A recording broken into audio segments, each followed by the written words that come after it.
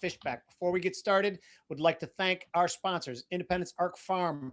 We always complain about big conglomerates controlling the food supply. Patronize some small independent operators, grass-fed, grass-finished beef. Talk to Marco at Independence Arc Farm. Also, the American Gold Exchange. You see what's the move in gold and silver today, people, right? It's probably best to hold physical gold and silver. You can even hedge it in the paper markets. Third, unfilteredinvestor.com.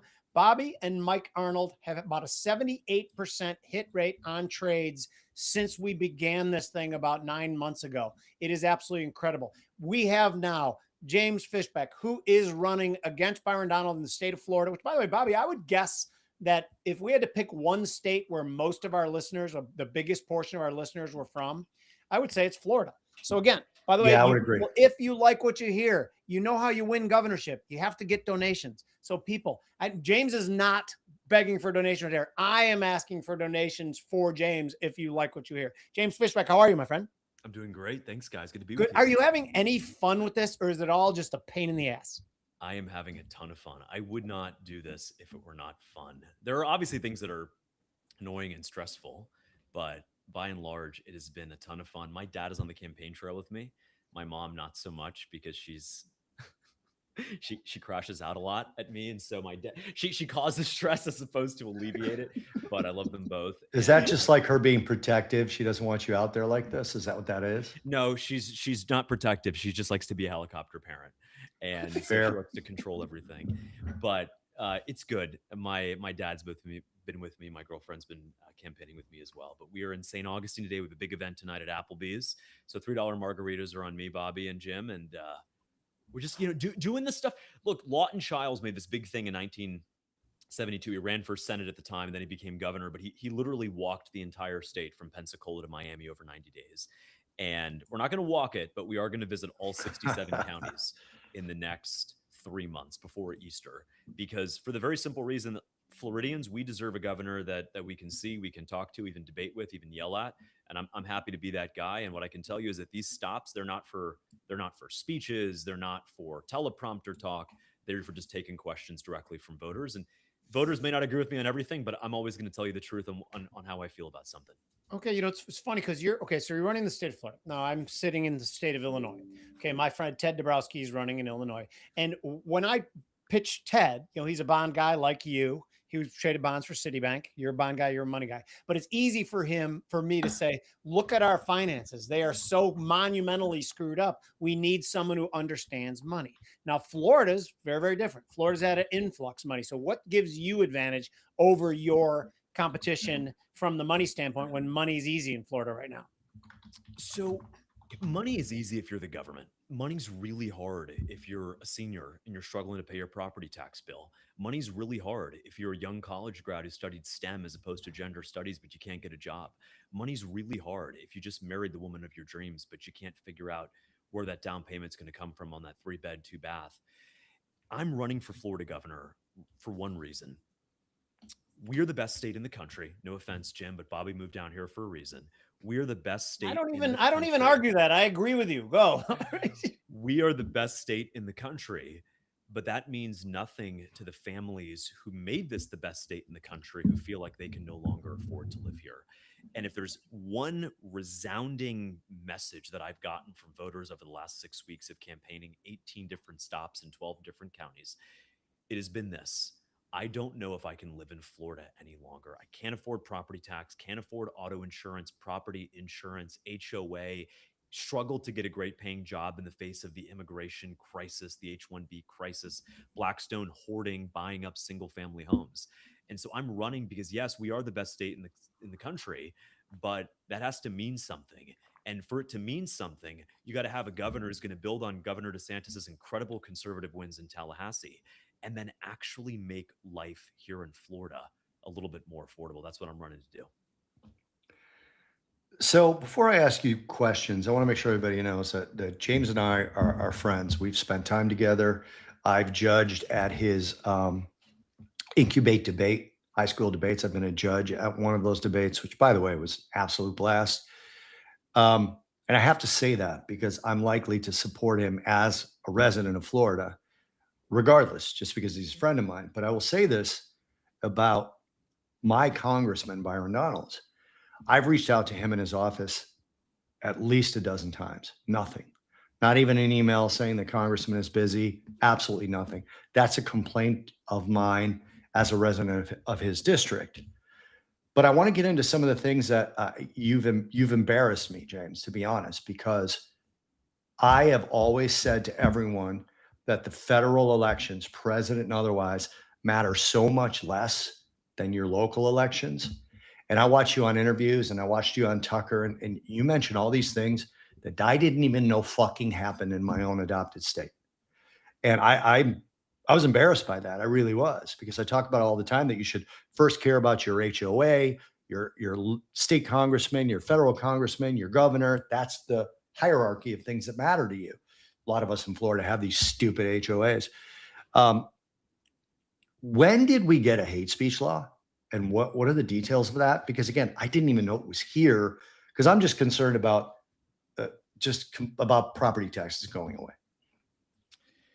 Gosh, we got a hate speech law after the tragedy that was October 7th. And make no mistake, it was a tragedy. Innocent Sure. life anywhere is a tragedy.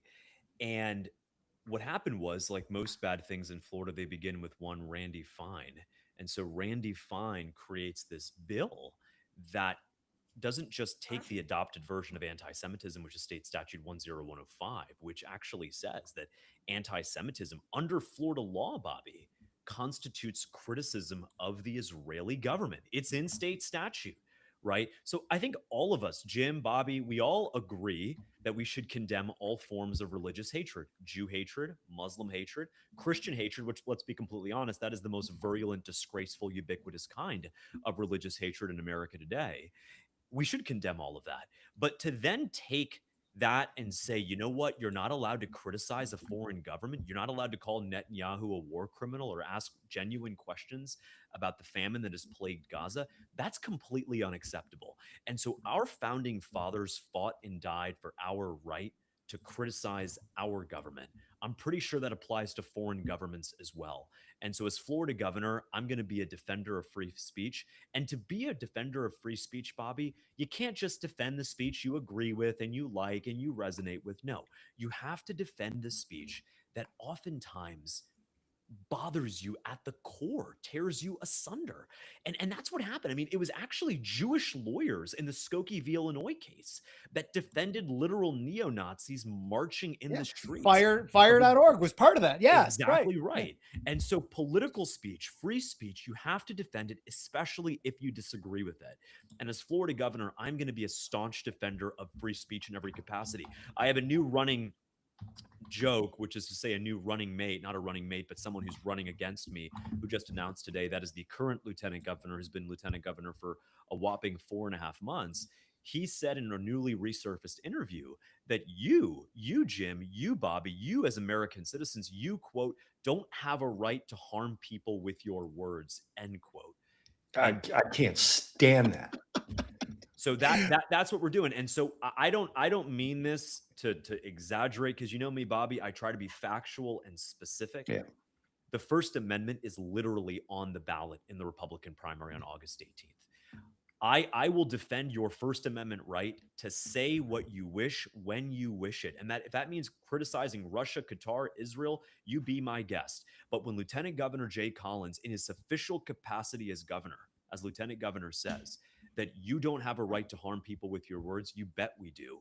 We're not a nation of snowflakes. We're not a nation of wokesters. We've rejected that when we voted for President Trump overwhelmingly last year. And so that's what's up for debate. I'm running for Florida governor because I'll always defend your right to free speech. Jimmy and I offend each other, and we're friends. Like we're constantly offending each other. I want to add something to this as well, because I agree with you 100%. People should have reasonable criticism of whatever they want to. And by the way, I'm just putting the pieces together because I read somewhere there was controversy about you being an anti-Semite, which I immediately disregarded. I didn't even read the article because I know it not to be true. I've known you for several years. But I will even take it a step further and say, not only should hate speech not be illegal, I want to know who the hateful bigots are. Say it. Why push it into the dark shadows? If you're a complete racist, say it out loud. Then I know to not go to your store, you jackass. But is this the reason that you were controversial over the last 2 weeks? This simple thing? It's amazing to me.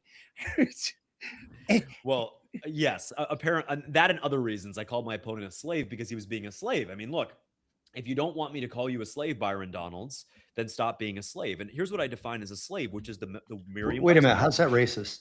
I'm confused. Exactly. It's not racist. And Bobby, we've called people slaves our entire careers. If you are a Sure. slave to your vices, you're a slave. If you're a Yeah. slave to your boss, you're a slave.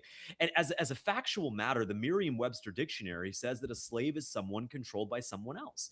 And so when Byron Donalds takes $45 million from corporate and foreign donors like APAC, I'm going to call him a slave until and unless he gives the money back. But as also a historical matter, Jim, and you'll appreciate this because you're a factual guy, Byron Donalds is not the descendant of any American slave. His father is Panamanian, his mother is Jamaican. And so, why on earth is he co opting the struggles of American slaves, the descendants of American slaves, who are proud to be delineated, who are proud of their heritage, who unequivocally are heritage Americans? Why on earth? That would be like, Bobby, you and I moving to Ukraine and then complaining about the Holodomor in the 1920s. We weren't a part of that. That's literal cultural appropriation. So I will tell you this, and I say this unambiguously because I am part black. If reparations start to happen in my state, I will be first in line. And again, I think it is absurd policy, but you better believe I'm taking advantage of it. Bobby, your question. Jimmy, what's that percentage again? Just so we 1.6%. okay, perfect. So again, I was embarrassed to the fact that I did not know that that was the case.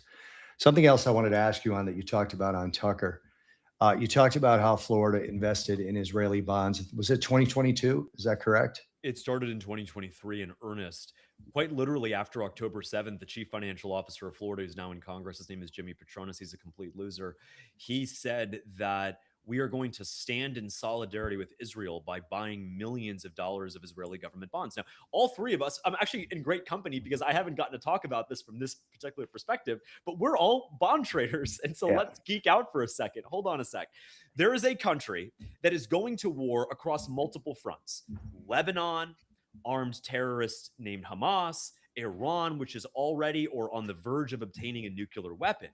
And you think that's a good time to buy Israeli bonds, which are yielding in the neighborhood of liquid US treasuries that have zero default risk? You think it's a good idea to accept with no risk premium a massive geopolitical left tail in the sovereign credit market? That doesn't make any sense. And so, as a purely from an investment standpoint, politics aside, it's a terrible decision. But furthermore, to use pension money for firefighters and teachers for your game of political solidarity and obsequiousness to the Netanyahu government, that is utterly pathetic. And that's why, Bobby, I said as Florida governor on day one, I'll sign an executive order to divest the $385 million from any foreign country abroad. And the only country, of course, is Israel, because that's how we play it here in Florida. I'll bring it home. And then the day two, I'll launch a statewide down payment assistance program to help young married couples buy their first home. Home ownership is not merely an asset or a balance sheet item. It is a precondition. It is the foundation to get married, have kids, and start a family. And I recognize that. And I recognize that a lot of people across our state, they went to college, they graduated, great grades, got a job, they're doing everything right, but they're just a little bit away from buying that first home. And I'm running to help them do that with a $10,000 down payment assistance check as governor. Okay, so pulling on that string a little bit, you know that I met you through Vivek, and actually we sort of indirectly knew each other before that anyway. Yeah. We had Vivek on when he was running for president, and I asked him a similar question. So how can you actually do that if the money is in the Florida state pension? Can you actually take that money and use it as an assistance program for people to buy houses, or do you have to sort of set it up as an investment? In other words, I mean, you're looking at, a 3-year bond in 2023 in Israel returned about 1.32%, right? So do you have to put it where that $10,000, for example, has to have a return of 1.32% or better? Or how do you make that shift? Well, the shift is going to happen in two different ways. Obviously, we need to bring the money back. I think as a very twisted analogy, we refuse to invest in our own communities.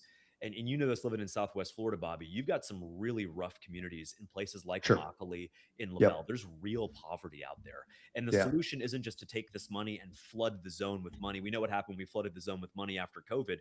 We got the worst inflation in 40 years. Thank you very much, Joe Biden, Kamala Harris. What we need to do is we need to bring that money back, invest it wisely, and then separate and independent from that, I will work directly with the legislature. This is not something that is about left versus right. It's about right versus wrong. Sure. It is wrong to tell a young couple that is on the verge of getting married, one of them is working gainfully full time, they're doing everything right, that they are just a couple $1,000s shy of buying their first home. It is wrong to let Blackstone or a foreign national outbid them and deny them that ability to buy their home. There's a real debate happening in the Republican Party right now. I don't know if it's MAGA versus America First, but where I see it is free markets versus free people. I believe, as I think you guys do, that the free market is the best system known to man for the economy, but it is also deeply imperfect. And if our goal was to uphold a free market in its totality, there would still be a slave auction happening right now outside. That's clearly not the goal. The goal is a free people. And in a free people framework, you say, look, yeah, Blackstone might outbid you by $1,500, but we're not going to let that transaction happen because Blackstone has done nothing to benefit this country. That home is what's standing between you and getting married, you and having kids, you and starting a life, you and living out the full arc of the American dream in the Sunshine State. And so I'm running for governor for the very simple reason that I recognize that the capitalist system is the best system, but it is also deeply imperfect and rough around the edges. And if that means, quite literally, if that means blocking certain transactions from happening, even if they're slightly more profitable than others, to stand up for home ownership, to prevent people from losing their jobs to cheap foreign labor from India or China, I will gladly do that in the name of protecting my state and her people. So put on your trader hat right now too, because we're talking about the housing market, and it is inarguable what fueled that. In June of 2021, inflation was already printing above 5%. Housing market was on fire, and Jay Powell and the Fed hit the gas when they should have been hitting the brakes. Whatever. So now immigration has been largely shut down. So that whatever demand that was for housing should be coming off. Do you think on its own, housing prices were going to start to moderate, at least trade sideways for a while? Do you think there needs to be some interventions? Well, it's a good question. I think there's 2 points to it. There's the quantity of housing and then there's the price of housing. So I'll just give you one example. There are 1.4 million illegal aliens in Florida today. And Bobby, you know this, they're not sleeping on the beach in Naples and they're not No. sleeping in the Everglades. They're living in single family homes, perhaps 12 to a home, but they're living in single family homes. And so this is a perfect example of the mass deportation agenda that President Trump champions and I champion with him. The mass deportation agenda being inseparable from the housing affordability and housing availability agenda. 1.4 million people who have no right to be in our country or our state, no right to be in our homes, are occupying homes. Let's remove them, free up that housing supply. And Jim, you know it. I don't know. I can't predict. I don't think any of us can what the short-term mark to market is going to be over a 24 or 36-month period for the Case-Shiller 10-city price index. But what I'm more concerned about is that, tell you the truth, most people don't look at their home as they do their stock portfolio and say, oh, the Zillow estimate of my home has gone up, let me go spend more. What they are doing is saying, can I buy a home? Can my kids buy a home? And can my grandkids buy a home? If that means that housing prices temporarily correct, I haven't said it in such a long time, temporarily correct by a couple of percentage points and then come back up, so be it. There's going to be a massive shift. And anytime you take 1.4 million people who are here illegally, as you have in the job market, and you move them out, you're going to see a new equilibrium that could be somewhat chaotic in the near term. You're going to see that emerge, and that is going to create dislocations, but we should welcome those dislocations because the terminal outcome, which is more Americans having jobs, more Americans having homes, that is something we can all celebrate. Bobby, I want to give you this question, but I want to add something to what James said as well too. Every time anyone talks about actual prices of homes and real estate coming down, we all flash back to 2007, 2008. I will be the first to point out that this is extremely different scenario than existed back then. And it is about mom and pop leverage. You don't hear the anecdotal stories about strippers owning 6 homes anymore like you did in 2007 and 6, which was true. When Michael Lewis wrote the book, he did it on real live research. I don't think there's anyone extended way over their skis. Maybe Blackstone is. They will respond to a margin call a lot different than a mom and pop. Bobby. Yeah, I want to put a disclaimer out there. Jim didn't personally know any strippers with 6 homes. How do you Some know with that I one. didn't know any strippers with 6 Some homes? with 1 home, but not any with 6 homes. Okay. All right. So again, living in this state, this is going to be my permanent home. I think it's important that people know some things about Florida that you sort of mentioned. I think everybody thinks about the coastal communities. some of the richest areas of one of the richest counties in the world, down here where I live. You can go 15 minutes and there's people that have dirt floors. I mean, literal dirt floors. There's a tremendous amount of poverty in Florida. You've Inland, talked, what's that? inland. You're Yeah, saying, right? Yeah. inland. Yeah, not even that far inland, to be honest, but Right. yeah, inland. And you've talked about your sort of disdain for the plan to accelerate the AI data centers of Florida being the sort of core of AI data centers. Tell me why you don't like that and what the negative part of that is. I mean, I have my own reasons why I don't like it, but I want to know yours. Well, there's a lot to not like, and Hmm. I think it starts with the premise that we're in some AI arms race. Okay, cool. That has nothing to do with us. Okay, the citrus groves in Immokalee, the sugar cane in Clewiston, the Yeah. cattle ranches in Okeechobee, those matter more than your chat GPT training model. And so right off the Some of the bat, best steak in the country is in this state, but it go ahead. You're never it going to convince actually me there's is. a real place called Okeechobee. You guys are just There it making is. that up. Now go No, on with it. it's a real place, and they've Sure got it some of the is. best steakhouses up and around there, and in Sebring too. There's a great place called Cowpokes in Sebring. It's Fantastic. delicious. Yeah. But the what's amazing is it starts with the premise that we need to be so technologically advanced. No, we don't. No, we don't. We need to get back to where we were. So when my opponent Byron Donald says that he wants to make us the AI capital and the financial capital of the world, says who? I've been on the trail for 6 weeks. I've lived in this state my whole life. I'm a fourth generation Floridian. Jim, I haven't heard a single person say, I want us to be the AI capital of the world. No, we want to get back to what we're good at: citrus, cattle, tourism, beaches, Everglades, space. That is the heart of our identity as a state. And at the end of the day, when you say an AI data center, what are you really saying? You are saying a 2 million square foot facility that makes the largest Costco in America look like a 7-Eleven. You're saying a facility that represents the equivalent of $500,000, 500,000 homes worth, rather, of electricity coming onto the market in an electric big grid that cannot support it. I think we're all rates guys, but we've all traded some Henry Hub natural gas at some point in our lives, and we know by definition that if there's that kind of demand that comes on the market without a commensurate increase in electricity supply, guess what happens? Energy prices go higher. And we And see so it. you bring on this massive AI data center that no one wanted, doesn't create local great paying jobs, is a massive eyesore, the opportunity cost of which takes away from cattle, takes away from citrus, takes away from ag, threatens our environment. And then guess what? Bobby, in Naples, you in Southwest Florida, you're paying for it, because when the electric bills have to go up, we end up shouldering that cost because all this demand is coming on the market for the very simple reason electricity costs more in the summer because there's more demand. Electricity will cost more when Byron Donalds builds an AI data center next to you. There's more demand for electricity, and we will shoulder the cost. Look, Jim, we as conservatives, we say heck no to welfare for illegal aliens. And we also say heck no to corporate welfare for multi-billion dollar companies. You want to build an AI data center in Arizona and you want to pay the electric bills, you be my guest. But don't come to Florida, don't threaten our environment, don't create an eyesore, and don't you dare make us foot the bill for it. I love that, Bobby.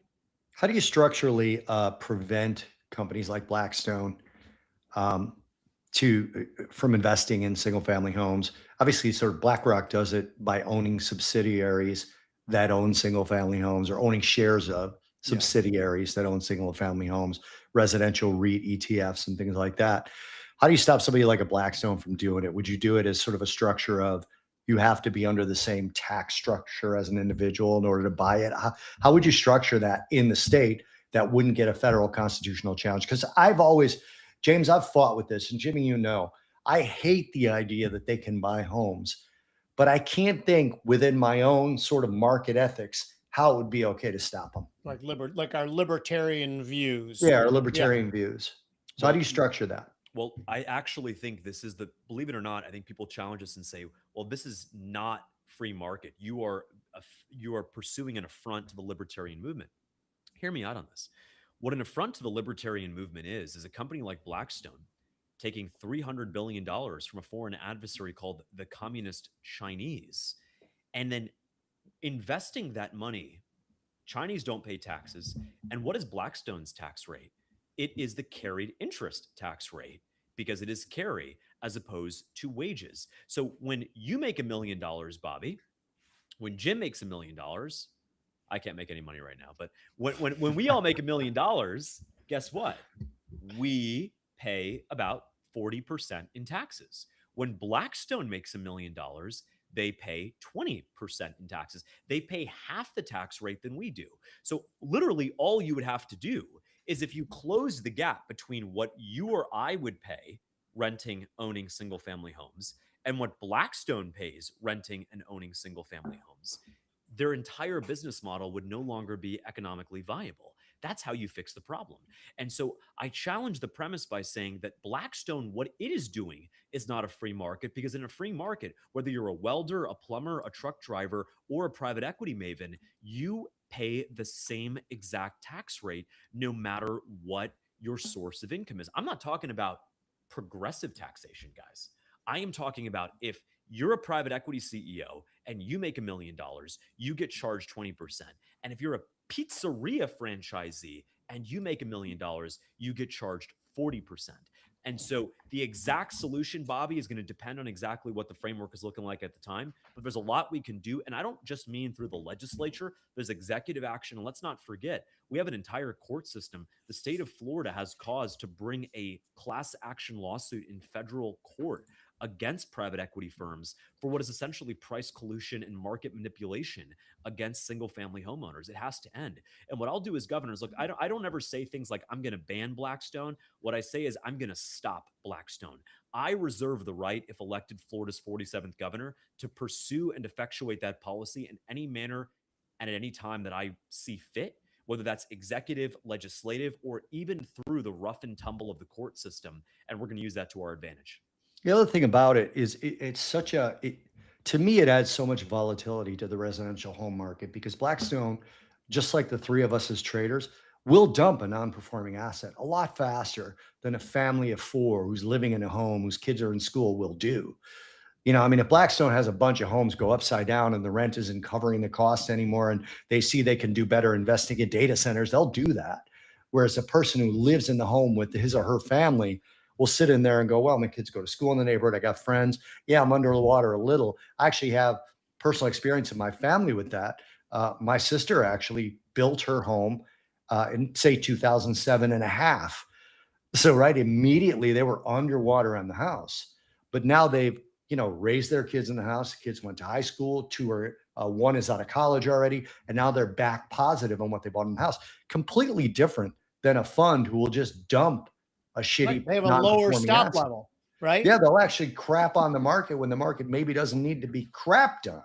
Exactly. I've got a bunch of questions in the chat, Jimmy. You want me to go through them, or you got other questions? Go through them. Yeah, let's do it. All right. So the first one is Scott Davis, 5749, Gulf Breeze resident here. I missed the live, so we'll watch the replay. Great show, guys, and one of my top 5 overall and top 5 for market. Some guys I can totally relate to. Widget, pineapple goes on pizza. No, it doesn't, Widge. I love this viewpoint. Homes, Pottersville from It's a Wonderful Life wasn't a consequence of too few homes. It was a consequence of concentrated ownership. Anywhere anybody has any comments, these aren't questions. They seem to be comments. And also, Widge, James, he's with you on this, spot on with this AI view. Absolutely correct. So I just wanted to go on and read these. Awesome. You talked again also on the show with Tucker about your sort of plan for 30-year-old men, how that's sort of a focus of 30-year-old Florida males. Can you go into that a little bit? Because I just want to give you the opportunity for our viewers who didn't catch your Tucker interview to hear that. I thought that was great, by the way. Well, it is great to be in company of fellow traders, because you guys know what I'm talking about. When we have to stare at the Bloomberg terminal and hear a press release about ISM or the unemployment rate or GDP or the stock market making a new high, and then folks in our industry, and maybe we too are even guilty of this, say, gosh, the economy is great because the S&P just hit a new all-time high, or GDP beat expectations by 0.3, and SOFR futures have sold off by 10 bips or whatever. We know that world. So I guess the question is, people say the economy is great, and the only response to that is, says who? Says what? The economy is great. Why? Because NVIDIA pledged to build a $500 billion AI data center.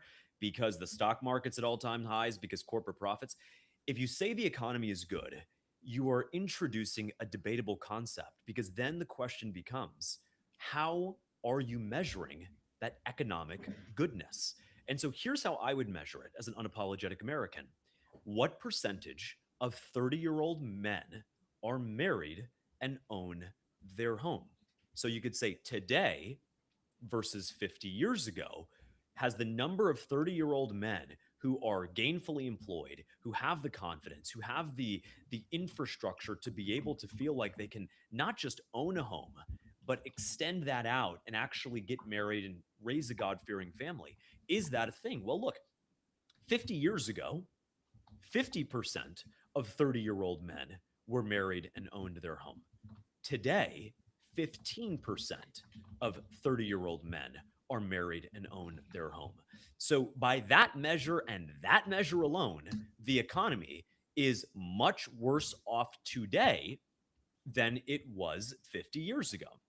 Another way you think about this is, if I'm elected governor, if I'm elected to succeed Ron DeSantis on August 18th, 2026 in our Republican primary, I'm going to look at every economic proposal that's on my desk with a very simple question.